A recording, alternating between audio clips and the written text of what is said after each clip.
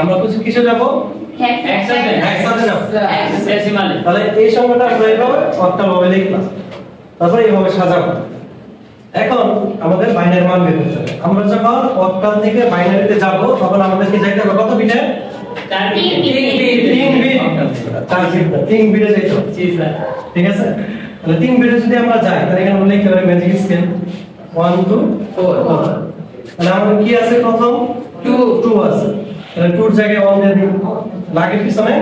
0 তাহলে 3 বিট হলে আমাদের 2 এর মান কত 0 1 0 তারপরে হচ্ছে 1 1 এর মান 1 এর পিছনে কি হবে 0 ঠিক আছে এটা আমাদের পূর্ণ সংখ্যার মান বের হবে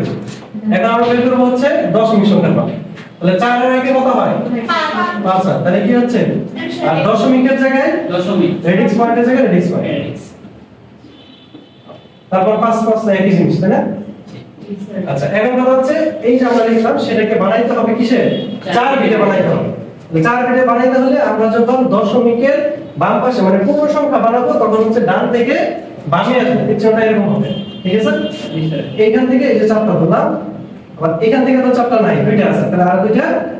বসাই দেব তারপর দশমিকের পরে হলে তিনটা হবে কি ডান থেকে বামে ঠিক আছে এইখান থেকে আমরা এই চারটা বসাইলাম এখন এখানে তো নাই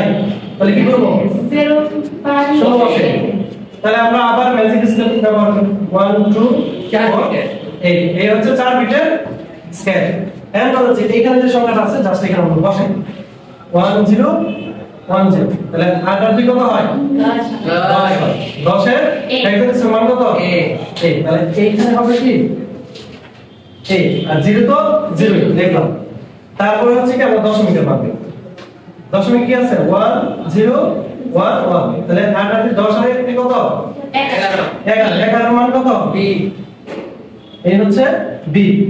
তারপর আছে কত 0 1 0 0 তার আছে কত 4 আচ্ছা 4 এই দশমিকের রেডিক্স পয়েন্টের জায়গায় রেডিক্স পয়েন্ট তাহলে আমরা এখানে ব্র্যাকেট দিয়ে এখানে দিয়ে দিব কত 6 আর নির্ধারিত সূত্র হয় 12.55 অক্টাল সমান সমান b4 16 এটা হচ্ছে আনসার বুঝতে অসুবিধা আছে ঠিক আছে